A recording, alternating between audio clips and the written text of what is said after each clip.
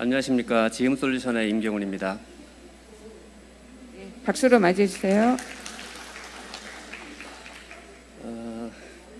우선 저희가 구축한 서울 아산병원 디지털 병리 시스템에 대해서 소개할 수 있는 기회가 돼서 너무 감사하게 생각합니다. 많은 병원에서 디지털 병리 시스템을 도입을 하려고 준비를 하고 있고 실제로 추진을 하고 있습니다. 아마 병리팀이 있는, 병리과가 있는 그런 병원이라고 하면 모두 디지털 병리 시스템을 도입을 시기의 문제지만 언젠가는 할 거라고 보고 있는데요. 의료정보팀에서도 해야 될 일이 굉장히 많이 있습니다. 이제 어떤 사전 준비를 해야 되는지, 그리고 구축하는 단계에서 어떤 지원을 해줘야 되는지, 그리고 무엇보다도 디지털 병리 시스템이 무엇인지 정확히 이제 인지를 하시고요. 병리팀이나 업체하고 이제 회의를 할 때도 어떤 부분을 체크를 해야 되는지 이런 고민들을 많이 하셔야 되는데요. 이런 고민 해결에 오늘 조금 도움이 되는 그런 시간이었으면 좋겠습니다. 일단 디지털 병리 시스템에 대해서 좀 알아보고요. 기술 배경이나 목표, 그리고 어떻게 개발을 해야 되는지, 그리고 아산병원에 구축된 사례를 소개를 해드리도록 하겠습니다. 저희 지음솔루션은 서울 아산병원 차세대 의료정보 시스템 개발에 참여를 했고요. 현재는 그 시스템을 운영을 하고 있습니다. 지난 4월과 8월 필립스와 함께 디지털 병리 시스템 구축을 완료했고요. 현재는 스캐너 2대가 진단 업무에 사용되고 있습니다. 연말까지 11대까지 확대할 예정으로 있고요. 국내뿐만이 아니고 해외에서도 이렇게 11대의 스캐너가 도입돼서 진단 업무에 사용되는 케이스는 거의 없는 것으로 알고 있거든요. 그만큼 이 성능이나 기능들을 최대한 잘 활용해서 구축을 했다고 자부를 하고 있습니다. 일단 디지털 병리 시스템이 무엇인지부터 좀 알고 넘어가야 되겠는데요. 이 현미경으로 이제 검체를 판독하던 것을 이렇게 모니터를 보면서 판독을 하게 하는 시스템입니다. 앞선 시간에서도 잠깐 언급이 됐었는데요. 이 유리 슬라이드를 이게 디지털 이미지로 변경하는 그런 스캐너가 필요할 거고, 이 이미지를 볼 수 있는 뷰어, 그리고 이 파일을 저장할 수 있는 스토리지, 이렇게 구성이 되어 있습니다. 이렇게 설명을 드리면 디지털 병리 시스템이면 이 시스템은 그냥 이 시스템을 구매를 하면 되는 게 아니냐 이렇게 생각을 하실 수도 있는데요. 실질적으로 많은 분들이 그냥 그렇게 생각을 하고 계신데, 이 시스템이 단독으로 돌아갈 수 있는 건 아니고요. 결국은 기존의 업무 프로그램에 잘 녹여내고 이 시스템이 가지고 있는 이런 좋은 기능들을 잘 활용을 해서 기존보다는 훨씬 더 빠르고 편리하고 더 정확한 판독을 할 수 있게 해주는 것까지가 디지털 병리 시스템의 구축이라고 말씀드릴 수 있겠습니다. 이 기술이 왜 필요한가 좀 살펴보겠습니다. 지금 보시는 그래프는 암 발생자 수 증가 추이를 나타내는 그래프인데요. 이렇게 해마다 암 환자가 증가를 한다고 하는 것은 진단 건수가 그만큼 증가를 한다는 걸 의미하는 거고요. 증가하는 만큼 판도기는 그렇게 증가하지 않고 있거든요. 판도기가 판독해야 될 양들이 계속 증가를 하고 있기 때문에 좀 더 빨리 판독할 수 있는 그런 시스템이 필요합니다. 그리고 가장 궁극적인 목적이라고 할 수도 있는데 원격 병리가 가능해져야 합니다. 원격 병리라고 하면은 지금은 현미경이 있는 판독실에서만 판독을 하고 있는데 언제 어디서든 접근이 가능해서 판독이 가능한 그런 시스템이 필요하게 되었습니다. 이게 디지털 이미지로 변경이 되면 접근 권한만 있다고 하면 재택도 가능하고 외부 세미나, 교육, 자문 집담회, 협진 다 가능하게 되고요. 또 환자가 이동을 하면서 그 이미지만 공유가 된다고 하면 다시 검사를 받아야 할 필요가 없겠죠. 그리고 지역병원이 만약에 있다고 하면 지역병원에 스캐너를 두고 판독은 본원에서 할 수 있는 그런 시스템 구성도 가능할 거고요. 이 자문 같은 경우는 현재 이 자문을 하려면 이 슬라이드를 정말 보내주고 있습니다. 그래서 만약에 해외에다가 자문을 해야 된다 이런 경우들도 가끔 있거든요. 그러면 정말 DHL로 이 슬라이드를 보내고 있어요. 이 시간도 되게 많이 걸릴 뿐더러 이 슬라이드가 이제 밖으로 돌게 되니까 이제 분실되거나 훼손될 수도 있어요. 그러면 이 슬라이드를 또 다시 만들어야 되거든요. 이게 다시 만들려면 검체가 남아 있어야 되잖아요. 그래서 이 검체 블록을 또 버리지 못하고 계속 관리해야 되는 그런 문제들이 있습니다.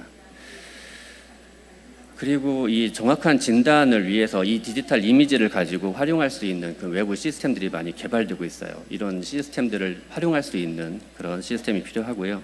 아까 말씀드렸듯이 이렇게 유리 슬라이드나 그 검체 블럭 같은 것들을 관리할 필요가 없게 되는 그런 시스템이 필요합니다. 그리고 AI 진단 시스템 개발의 기초를 마련하는 것은 뭐 당연한 이야기일 거고요. 그 최종 목표는 이 유리 슬라이드를 디지털 이미지로 변환하는 거, 단순하게는 그렇게 생각할 수 있겠지만 그게 아니고 이 판독하는 데까지의 단계들을 좀 간략하게 축소를 해주고 판도기가 판독할 수 있는 그런 기초 데이터들을 한꺼번에 잘 제공을 해줌으로써 판도기가 좀 더 빨리 정확하게, 기존보다는 훨씬 빨리 정확하게 이렇게 판독할 수 있게 해주는 거가 이제 구축 목표라고 할 수 있겠습니다. 자, 이런 시스템을 구축을 하기 위해서는 이제 어떤 전략이 필요할까 살펴보면요. 일단 좋은 장비를 도입을 해야 되겠죠. 앞서서 이제 인피니티도 설명을 해주셨는데 일단은 좋은 인식률도 있어야 되고요. 속도도 빨라야 되겠습니다. 스캔되는 속도가 좀 느린 경우들도 있거든요. 그리고 검증된 레퍼런스가 많으면 좋겠고, 이 지금 보시는 이 표는 모니터에 대한 최소 사양인데요. 모니터는 저희가 경험을 해보니까 반드시 판도기가 결정을 하게 하는 게 가장 좋을 것 같습니다. 이 모니터가 우리가 뭐 게임을 하거나 영화를 보려는 모니터가 아니잖아요. 정확한 판독을 위한 모니터이기 때문에 현미경으로 보는 모습과 가장 유사하게 표현이 되는 그런 모니터를 판도기가 고르게 하는 게 가장 좋을 것 같습니다. 그리고 스토리지나 네트워크 구성도 좀 고민을 하셔야 되는데요. 아산병원 같은 경우는 쇼텀, 롱텀 백업 서버로 구성을 해놨습니다. 그래서 스캔이 되면 쇼텀 스토리지에 저장이 되고요. 쇼텀이 이제 한 80% 차거나 한 3개월이 지나면 롱텀으로 이동을 하게 되고 한 1년 정도 지나게 되면 이제 삭제할 건 삭제하고 남길 것은 이제 백업 서버에 남기는 그렇게 구성을 해놨는데요. 그 이유는 이 이미지 뷰어가 접근하는 그 서버가 최초로는 쇼텀의 스토리지를 접근을 하기 때문에 아무래도 조금 빨리 접근할 수 있지 않을까 해서 이렇게 구성을 해놨습니다. 이 이미지는 작게는 500메가에서 크게는 한 4기가, 5기가까지 되는 이미지들이 있거든요. 이 이미지들이 얼만큼 병원의 사정에 따라서 얼만큼 늘어나는지를 잘 분석을 하셔서 이 시스템 구성을 하는 게 좋을 것 같습니다. 그리고 네트워크도 현재 지금 사용되고 있는 네트워크 속도를 좀 사용량을 좀 보시고 이 디지털 병리 시스템이 도입이 되면 동시 접속자가 몇 명이나 될지, 그리고 이 동시 접속자들이 이 큰 이미지들을 컨트롤할 때 네트워크가 얼마큼 사용될지 이런 것들을 좀 분석을 하셔서 네트워크 속도가 좀 부족하다 싶으면 좀 증설하는 계획도 같이 세우셔야 할 것 같습니다. 그리고 만들어진 이 디지털 이미지를 단순히 판독기에만 쓰는 게 아니고 이 여러 가지 활용할 수 있도록 확장성 있게 설계를 해야 될 것 같습니다. 일단 염색 장비하고도 연계를 해야 되고요. 팩스 시스템과도 이제 경우에 따라서는 연계를 해야 될 필요성이 있습니다. 그리고 이제 실제로 업무에 사용되면서 데이터들이 이제 오고 가고 있는데요. 이 네트워크 장애가 됐다고 해서 이 데이터가 손실이 되면 안 되겠죠. 이렇게 네트워크 장애가 발생을 하더라도 데이터 손실이 없게끔 설계를 해야 될 것 같고요.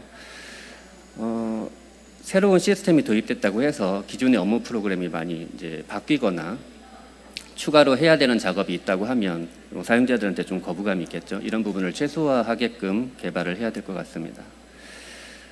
이제 서울 아산병원에 구축되어 있는 사례에 대해서 좀 소개를 해드리도록 하겠습니다. 검체가 병리과에 이제 올라오면 최초로 하는 일이 유관 검사를 하게 됩니다. 이제 눈으로 먼저 보고 사진을 찍고 이런 과정을 거치고요. 일단 카세트를 만듭니다. 카세트에다 검체를 넣고 이 파라핀 블록을 만들어요. 블록을 만드는 이유는 이걸 얇게 자르기 위해서, 박절하기 위해서 파라핀 블록을 만들고요. 이거를 이제 유리 슬라이드를 만든 다음에 이게 염색을 하고 이 염색된 슬라이드를 판독실에 입고를 시켜주면 판도기가 판독을 하게 되는데요. 판도기가 판독을 하기 전까지는 이 검사가 어떤 판도기가 판독을 할지는 알 수가 없었어요. 그래서 이 판도기 스케줄 관리 프로그램을 만들어서 슬라이드가 생성되는 순간에 이 판독을 누가 할지를 미리 지정을 할 수 있게 해놨습니다. 이 지정을 하는 그 조건에는 이 검체가 어느 부분인지, 어느 장기인지, 그리고 이게 어떤 검사인지, 그리고 심지어는 이제 이게 의료과가 어딘지, 그리고 채취 수단이 무엇인지 이런 것들을 다 분석을 해야 되는데 그런 것들을 다 분석을 해서 판도기를 지정하게 해놨습니다. 이제 이렇게 되니까 일단 추적이 가능하고요.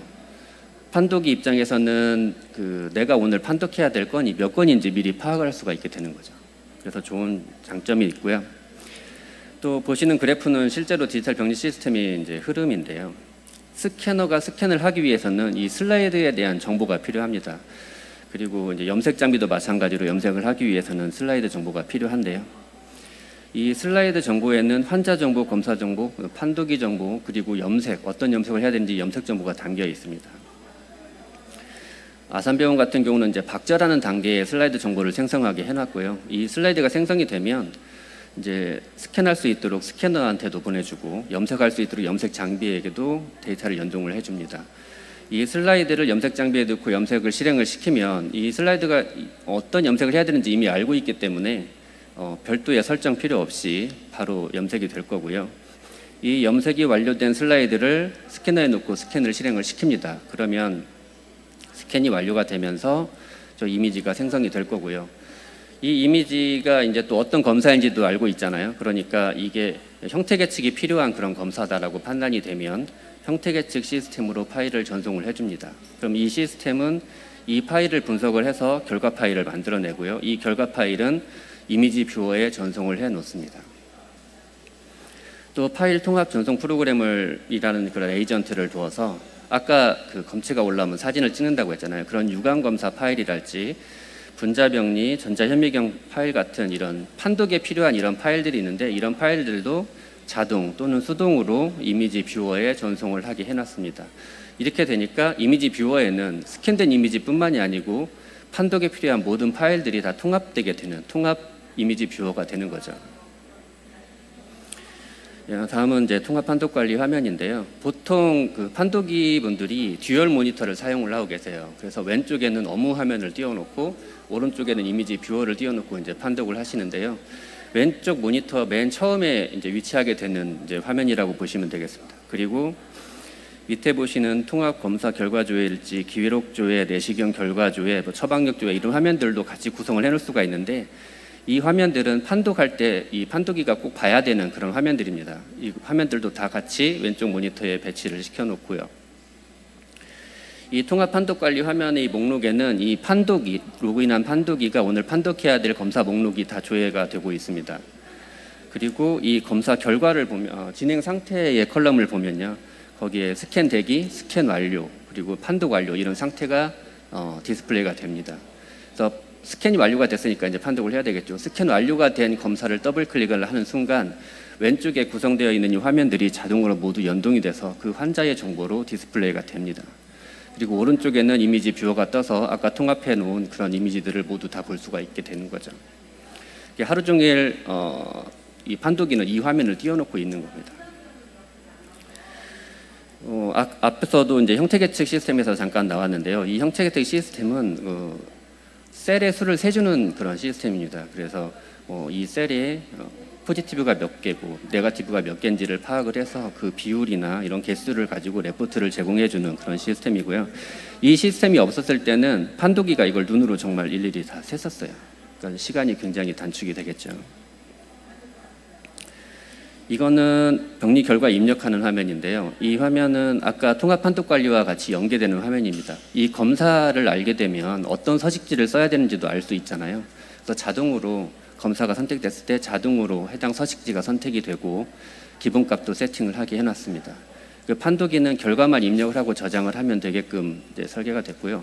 이 시스템이 되기 전에는 슬라이드를 보면서 판독이가 의뢰서에다가 손으로 작성을 하고 그 의뢰서를 전사실로 넘겨주면 전사실에서 또 맞는 서식에 맞게 다시 작성을 하고 그 서식이 맞다라고 이제 판독이가 이제 승인을 해주는 그런 시스템이었거든요.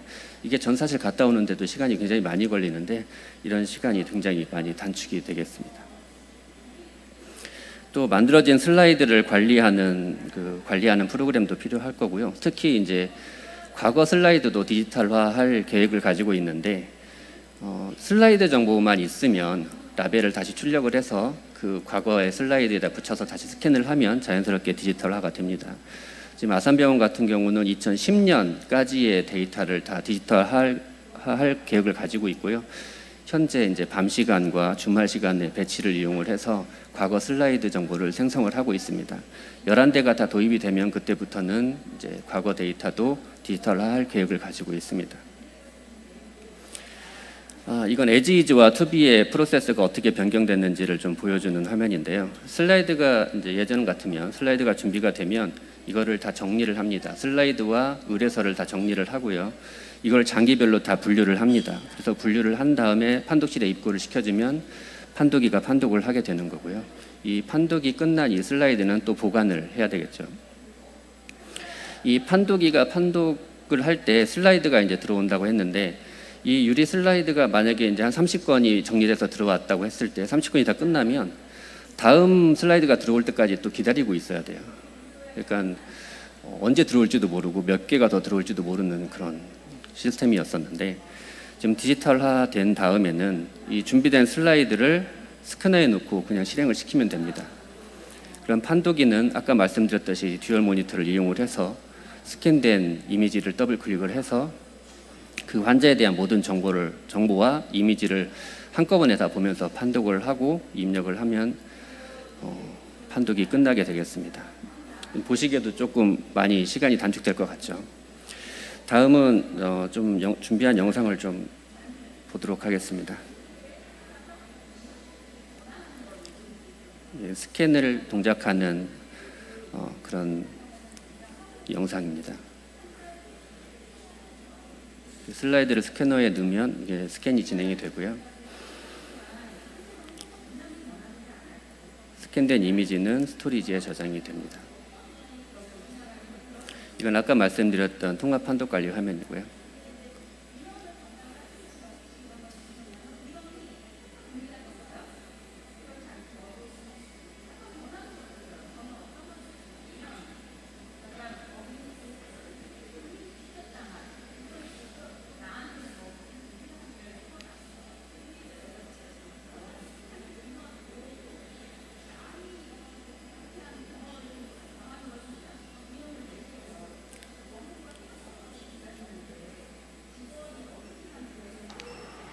전체적인 사용 후 소감은 의외로 편리하다. 사전 준비 없이 슬라이드 스캔이 완료만 되면 바로 판독이 가능하고 좀 더 정밀하게 슬라이드를 이동할 수 있으며 판독 시에도 기존에 비해서 더 높은 비율로 확대가 가능해 정밀한 판독에 큰 도움이 되고 있습니다. 환자의 기존 조직 검사를 누구의 도움도 없이 그 자리에서 바로 검토할 수 있다는 점이 가장 긍정적인 변화라고 생각합니다. 기존 업무 프로세스에서 하루 이상 소요될 수 있는 업무인데 이걸 그 자리에서 해결할 수 있을 뿐 아니라 검토를 진행하지 못함으로써 발생할 수 있는 오진의 가능성을 크게 줄여주었다고 생각합니다. 관의 자문 역시 컴퓨터 앞에만 있다면 즉각적으로 대응할 수 있어서요. 특히 어려운 증례를 진단할 때 큰 도움이 되고 있고 번호 바뀜 등 판독 도중에 발생할 수 있는 휴먼 에러를 자동화해서 최소화한 점도 주목할 만하다고 생각합니다. 결론적으로 이 디지털 패스톨로지 체계는 기존의 전통적인 방식을 고수해왔던 조직병리 검사를 긍정적인 방향으로 발전시켜 나갈 수 있을 것이라고 생각합니다. 지금까지 말씀드린 내용이 꼭 정답이라고 말씀드릴 수는 없겠는데요. 하지만 디지털 병리 시스템이 그냥 스캐너만 도입하면 되는 건 아니고요. 이렇게 이 시스템이 가지고 있는 그 기능의 장점과 이런 것들을 잘 활용을 해서 사용자로 하여금 더 빠르고 편리하고 더 정확한 판독을 할 수 있게 해주는 그런 노력도 좀 같이 해주면 더 성공적인 디지털 병리 시스템이 되지 않을까 하는 말씀을 드리면서 이만 마치도록 하겠습니다. 감사합니다. 예, 수고하셨습니다. 모든 업무가 전부 이제 디지털화 되어 있고요. 선생님들께서 일단은 많이 받아들이셔야 되는 부분인데 내시경이나 뭐 이런 거 조직을 뗐을 때 바로 화면으로 세포를 볼 수 있다는 게 아마 큰 장점이지 않을까 싶습니다. 혹시 그 질문하실 분 있으세요? 시간이 조금, 예, 말씀하세요.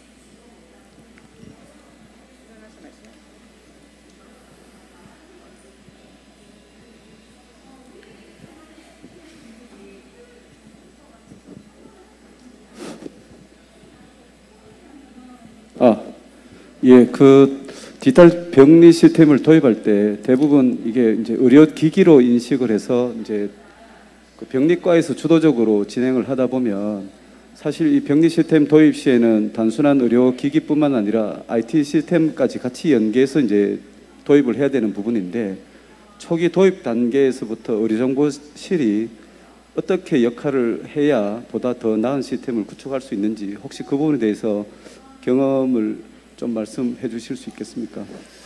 일단 의료정보팀에서는 아직까지는 솔직히 말씀드려서 병리팀에 처음에 도입할 때는 큰 관심이 없었을 수도 있어요. 근데 이제 병리팀이 뭐 새로운 시스템이 도입이 되려고 하면 아까도 말씀드렸지만 결국은 새로운 그 프로젝트를 해야 된다고 보셔야 될 것 같고요. 이제 이 시스템이 운영이 되기 위해서는 기존의 기존의 병리 시스템과 유기적으로 잘 연동이 돼야 되거든요. 그러려면 이 인프라뿐만이 아니고 이 프로그램을 어떻게 어느 타이밍에 데이터를 주고받을지, 그리고 테스트는 또 어떻게 진행을 할지, 이런 전반적인 그런 부분들도 관여를 할 수밖에 없습니다. 그래서 그런 부분들을 초창기부터 처음부터 그 병리팀과 업체와 같이 협의를 잘 하셔가지고요. 필요한 부분, 일단 뭐 인프라뿐만이 아니고 그 개발 지원도 필요할 수 있고요. 이런 부분들을 좀 많이 관여를 하시면 좀 더 수월하게 구축이 되지 않을까 생각이 됩니다.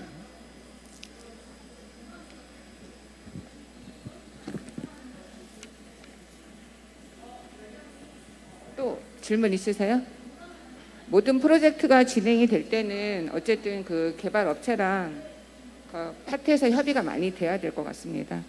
근데 의사 선생님들이 엄청 이게 많이 필요한 부분인데 다른 병원하고 어떻게 해서 그 블록이랑 슬라이드를 주고받는 경우가 있잖아요. 네네네. 그럴 경우에는 타 기관에도 그게 다 구성이 되어 있어야 될 부분이라서 그게 활성화되기까지는 좀 시간이 걸리지 않을까 싶습니다. 물론 같이 이제 실시간으로 뷰어를 공유할 수 있으면 더 좋겠지만 이제 그게 현실적으로는 불가능하잖아요. 그럼 그 이미지만이라도 보내주고 받을 수가 있으면 이게 더 표준화가 되어 있기 때문에 현재도 지금 그 해외 의뢰를 할 때 그 파일을 다운 받아서 전송을 하는 식으로 굳이 슬라이드가 갈 필요 없이 그렇게 자문을 구하고 있습니다. 많이 활성화되면 많은 고객들도 환자들도 좋을 것 같습니다. 네, 환자들도 현재 이제 이동을 할 때 슬라이드를 가지고 이동을 하잖아요. 그럼 병원에는 이제 보증금을 받기도 하고, 아니면 그 제출 이렇게 슬라이드를 새로 제작해서 주기도 하는데 이제 그런 불편함이 없어지겠죠. 네, 더 이상 질문 없으시면 수고 많으셨습니다. 박수 부탁드립니다. 감사합니다.